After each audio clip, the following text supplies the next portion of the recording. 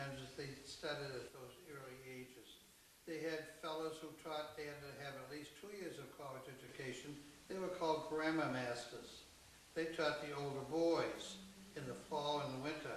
In the summertime, they had school moms who had to know how to read and write and cipher. They taught the young children and the girls. The furniture that you see here is all from Framingham. The teacher's desk, the student's desks.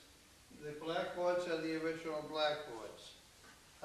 If you compare the maps that you see here to the maps of today and consider the lighting in those days, then you can see how difficult it was. When the teachers taught the young children so what they called it parrot teaching.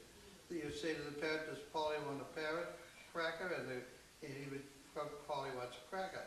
So the teachers would say 2 plus 2 is 4, and the children would repeat and answer. So they called it parroting. The men made more money than the woman, similar to many of the cases of today in businesses.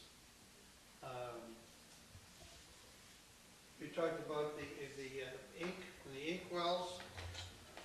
They first started out with animal feathers. They all carried a small pen called a penknife. When the nib or the point got dull, they would make a new point.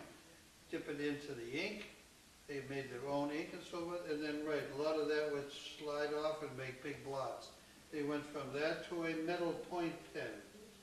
And when I first started teaching in Saxonville, this is the kind of pen we use with a steel point on the end.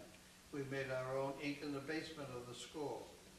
It goes from there into a fountain pen that had a little rubber inside, and that would bring the ink into the tube, and then you could have a little well inside that would, you could write longer than you could doing the other two type of pens. The trouble is, you put that pen in your pocket, usually you had a nice big ink blot afterwards. And of course today we come up to nice ballpoint pens that are dry.